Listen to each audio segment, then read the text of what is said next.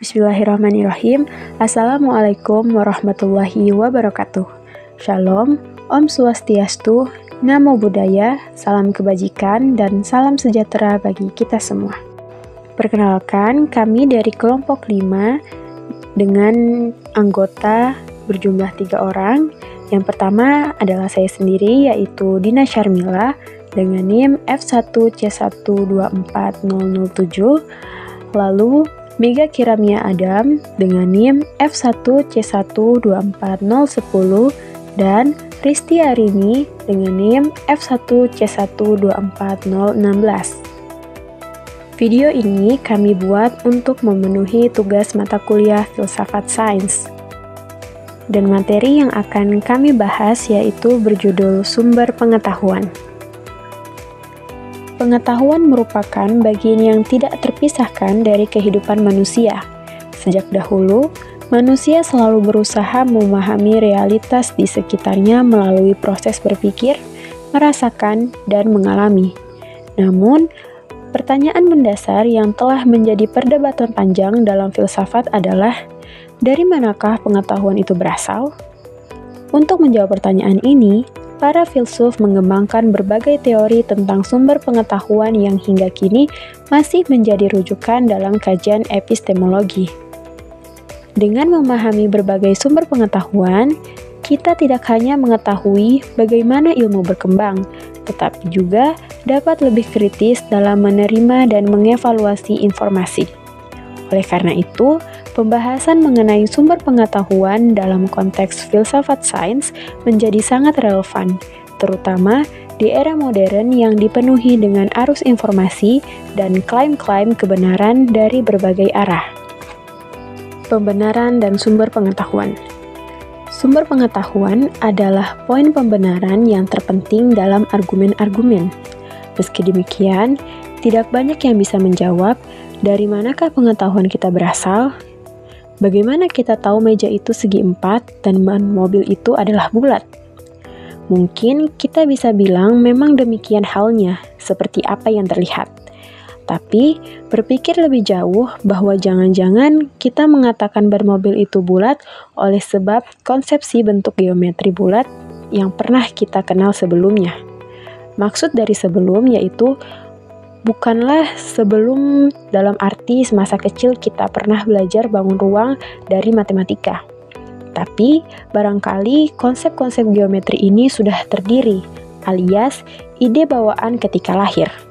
Mungkinkah? Atau jangan-jangan manusia ini terlahir kosong, tanpa konsepsi apa-apa. Dan kehidupan ini menulisi kekosongan itu. Jika demikian halnya, maka manusia adalah tergantung dari apa yang ia rekap indranya, atau secara lebih luas, manusia adalah tergantung dari lingkungannya. Terdapat 3 teori utama tentang sumber pokok konsepsi, yaitu teori peringatan kembali, rasional, dan empirikal. Yang pertama, teori Plato tentang peringatan kembali atau recall. Teori ini berpendapat bahwa pengetahuan adalah fungsi mengingat kembali informasi yang telah lebih dulu diperoleh. Semua konsepsi manusia dan pengetahuan manusia pada dasarnya adalah pengetahuan tentang realitas-realitas tetap di alam yang tidak berubah. Realitas-realitas ini oleh Plato disebut dengan archetypes. Yang kedua, teori rasional. Teori ini mengemukakan bahwa terdapat 2 sumber konsepsi, yaitu penginderaan atau sensasi dan nalar atau non-indrawi. Lalu yang ketiga adalah teori empirikal. Teori ini mengatakan bahwa penginderaan adalah satu-satunya yang membekali manusia untuk membentuk konsepsi dan gagasan-gagasan. Terdapat beberapa pemikiran mengenai sumber-sumber penilaian atau pembenaran, yaitu yang pertama, kaum rasionalis yang memandang bahwa pengetahuan manusia terbagi 2. Pertama, pengetahuan yang mesti atau intuitif. Lalu yang kedua, Perjalanan pikiran adalah dari proposisi umum ke proposisi khusus. Yang kedua adalah kaum empirikal yang berpendapat bahwa pengalaman adalah sumber pertama pengetahuan manusia. Oleh karena itu, penilaian kebenaran adalah berdasar. Yang pertama, berdasar pada pengalaman indrawi. Yang kedua, perjalanan pikiran adalah dari proposisi khusus ke proposisi umum. Kaum empirikal tidak mengakui adanya pengetahuan rasional yang mendahului pengalaman. Positivisme dan empirisme. Positivisme atau empirisme merupakan salah satu jenis pandangan atau aliran pemikiran dalam filsafat sains. Berlindung di balik keberhasilan sains modern pasca Renaissance yang berpuncak pada karya Newton yaitu Principia, John Locke, George Berkeley maupun David Hume telah meletakkan dasar-dasar bagi empirisme maupun positivisme yang kemudian mempengaruhi Ayer, Russell, Wittgenstein, dan banyak filsuf modern maupun pasca modern. Pada subbab ini, diberikan penjelasan mengenai beberapa teori sumber pengetahuan yang dikemukakan oleh para filsuf di dunia. Francis Bacon. Bacon berpendapat bahwa kebenaran suatu temuan saintifik dapat disebut benar jika terdapat bukti-bukti empiris yang mendukung temuan tersebut. Dengan kata lain, sesuatu dapat dikatakan ilmiah berdasarkan generalisasi dari apa yang terlihat nampak atau empiris. Secara sederhana, Bacon menitik beratkan bahwa kebenaran empiris mutlak terjadi pada pembenaran suatu teori saintifik yang sedang diuji.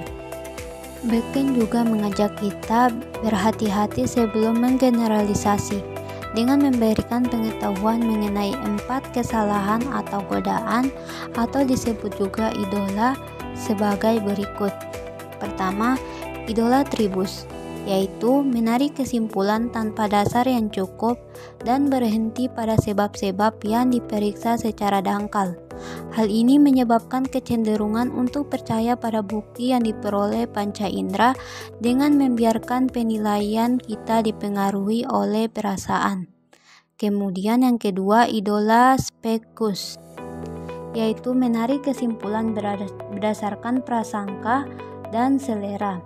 Subjektivitas seperti ini didasari oleh banyak hal, diantaranya adalah chauvinisme, seksisme, dan latar belakang budaya atau agama.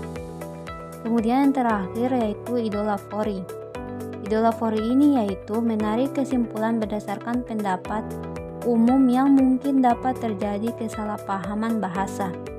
Bacon menyatakan ada 2 cara kata-kata dapat menipu kita, yaitu kata yang sama dapat memiliki sejumlah arti yang berbeda bagi orang-orang yang berbeda, dan manusia memiliki kecenderungan untuk mencampur adukan makna dalam suatu kenyataan.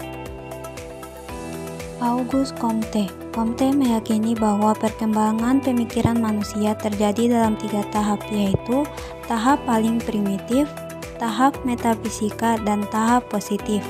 Pertama, tahap paling primitif. Tahap ini merupakan tahap teologis yang menyatakan bahwa manusia memandang segala sesuatu berasal dari dewa, ruh, ataupun Tuhan. Yang kedua, tahap metafisika. Tahap ini menyatakan bahwa segala sesuatu dipandang dari aspek-aspek metafisika seperti sebab, prinsip pertama, dan bentuk. Prinsip metafisika tersebut dikembangkan oleh para filsuf Yunani, termaksud Aristoteles. Yang ketiga, tahap positif. Tahap ini merupakan tahap di mana alam pikiran manusia mengadakan pencarian jenis-jenis absolut, mencari kebenaran ilmiah, dan semua pertama berdasarkan metode ilmiah. Metode ilmiah yang dimaksud Comte adalah observasi, eksperimentasi, dan komparasi. Karena metode ilmiah ini dapat memajukan ilmu pengetahuan dan bermanfaat pada kehidupan, Comte menyatakan bahwa tahap metafisika dan primitif tidak perlu lagi dibutuhkan. Lingkaran Wina. Kelompok lingkaran Wina atau positivisme logis berkembang pada tahun 1920-an. Isinya adalah para ilmuwan terkemuka di Wina masa itu seperti Moritz Skerling, Rudolf Carnap, dan Otto Neurath. Bersama-sama mereka bersemangat untuk membuat sains terpadu. Cita-cita mereka adalah sains diterapkan oleh satu bahasa yang sama, sehingga menghindari kekeliruan dalam membedakan mana yang bermakna dan mana yang tidak bermakna. Kritik terhadap empirisme dan positivisme. Secara sederhana, bentuk proporsional dari paham empirisme dan positivisme sebagai berikut. Tidak ada pengetahuan atas sesuatu yang tidak bisa diindra dan diukur. Bentuk proporsional tersebut mengimplikasikan doktrin empirisme dan positivisme berdasarkan pada beberapa proposisi dasar berikut ini. Pertama, pengalaman indrawi adalah sumber pertama pengetahuan manusia dan tidak ada pengetahuan rasional apapun yang mendahului pengalaman. Yang kedua, pengalaman indrawi adalah satu-satunya untuk membenarkan kebenaran suatu proposisi. Dalam bentuk ekstrimnya, suatu proposisi dianggap mempunyai makna jika ia dapat diberikan secara empiris. Yang ketiga, suatu proposisi. Mungkin kita mencapainya pengalaman indrawi yang memberi petunjuk tentangnya, meskipun kita memiliki pengalaman seperti itu. Mesti proposisi itu perlu diuji dan perlu dibahas. Beberapa kritik terhadap proposisi dasar positivisme dan empirisme diuraikan sebagai berikut. Dalam pengamatan pengalaman apapun, mau tidak mau kita harus menerima prinsip non-kontradiksi terlebih dahulu. Apa yang kita lihat belum tentu apa yang sebenarnya terjadi. Kedua, pengalaman indrawi kehilangan seluruh makna objektifnya tanpa menerima terlebih dahulu prinsip kausalitasnya. Tiga, bahkan pengalaman indrawi saja tidak mampu membenarkan adanya materi. Dari pengalaman indrawi tersebut, tanpa menerapkan prinsip kausalitas hanyalah subjektivitas seseorang atau persepsi yang belum terbukti benar. Seperti yang disampaikan oleh Karl Popper, jika sains hanya dibangun secara indrawi, sains tersebut runtuh secara total. 4. Bagaimana mungkin pengalaman indrawi membuktikan kesalahan inheren dengan dirinya sendiri? Apa bedanya fase morgana dengan fase sejati bagi indera penglihatan kita? Bagaimana mungkin sesuatu yang mungkin salah membenarkan kebenaran dirinya sendiri? 5. Bagaimana mungkin semua eksperimen dapat dilakukan ketika keberadaan materi saja tidak mampu ditaktik dan kesalahan inheren tak bisa teratasi? 6. Bukankah semua proposisi yang dinyatakan tersebut tidak dapat diindra, sehingga jika mereka termasuk pengetahuan primer atau sumber pengetahuan, maka karena proposisi pertama mempersyaratkan keterindraan sumber-sumber pengetahuan, jelas menuntut dirinya sendiri seluruh proposisi ini bukan pengetahuan primer, ataupun jika mereka merupakan suatu pengetahuan yang perlu dibenarkan, proposisi kedua meniadakan kemungkinan untuk membenarkan ketiga proposisi ini. Imajinasi sebagai sumber pengetahuan sains. Imagination is more important than knowledge. Knowledge is primitive imagination inside close the world. Kutipan di atas disampaikan oleh satu dari ilmuwan-ilmuwan terbesar sepanjang sejarah manusia, yaitu Albert Einstein. Kutipan ini bisa mengimplikasikan bahwa dalam suatu penelitian, imajinasi sangat penting dan harus dilatih. Imajinasi ini yang membuat Einstein menjadi ilmuwan hebat. Einstein seringkali melakukan eksperimen pikiran karena pada zaman itu belum ada fasilitas riset yang memadai untuk menguji pemikirannya. Semesta dan relativisme dalam filsafat sains.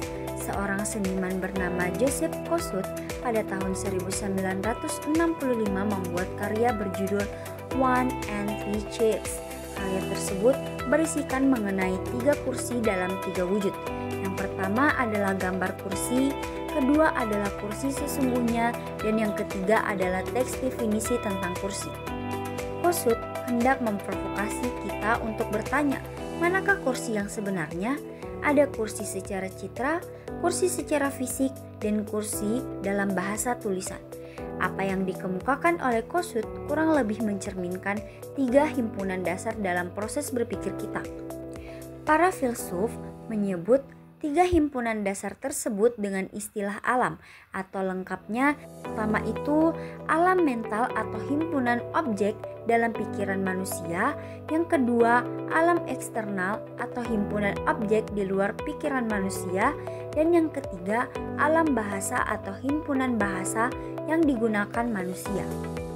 Pembicaraan kita tentang sesuatu dan pencarian kebenaran akan sesuatu maupun pembenarannya mengambil aksioma dasar bahwa ketiga alat tersebut, mental, eksternal, dan bahasa, dalam kondisi tertentu mungkin selaras. Artinya, setiap hal yang ada di alam eksternal dalam pikiran manusia mungkin ekivalen dengan pikiran manusia tentang hal itu. Lebih lanjut, setiap hal dalam pikiran manusia yang dinyatakan dalam bahasa mungkin pula ekuivalent dengan pernyataan di alam bahasa. Bagaimana bila aksioma tersebut tidak diterima? Coba perhatikan 2 kondisi yang mungkin terjadi. Yang pertama, seseorang atau subjek yang berpikir yakin bahwa tidak mungkin apa yang ada di alam eksternal ini ekuivalent dengan apa yang ada di alam mental. Yang kedua, seseorang atau subjek yang berpikir yakin bahwa tidak mungkin menyatakan apa yang ada di alam mental dengan suatu bahasa yang akurat. Pada kasus yang pertama, hubungan antara alam mental manusia dengan alam eksternal runtuh.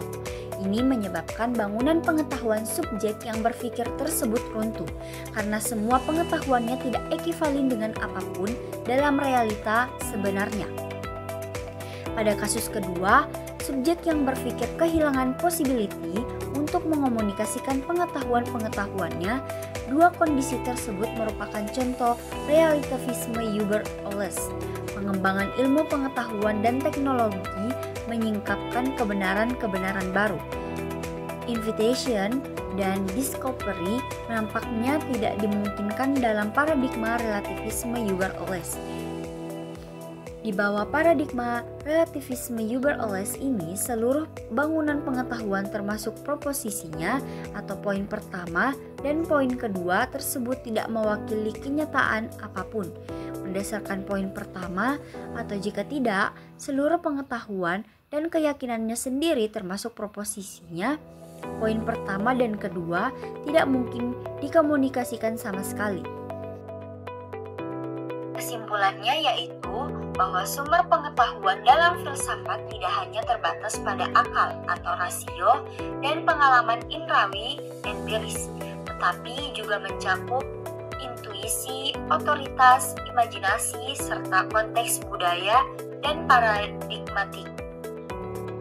Rasionalisme dan empirisme memberikan fondasi penting dalam memahami ilmu pengetahuan, tetapi pendekatan positivisme yang terlalu mengandalkan verifikasi empiris ternyata memiliki banyak kelemahan, terutama ketika dihadapkan pada realitas kompleks dan beragam. Imajinasi, sebagaimana ditunjukkan oleh tokoh seperti Einstein, terbukti berperan besar dalam melahirkan teori-teori ilmiah baru. Kritik terhadap objektivitas sains dari tokoh seperti Thomas Kuhn menegaskan bahwa ilmu pengetahuan bersikap dinamis dan dipengaruhi oleh paradigma serta nilai-nilai sosial. Dengan demikian, pemahaman akan filsafat sains membantu kita bersikap lebih kritis dan relatif terhadap proses produksi pengetahuan ilmiah.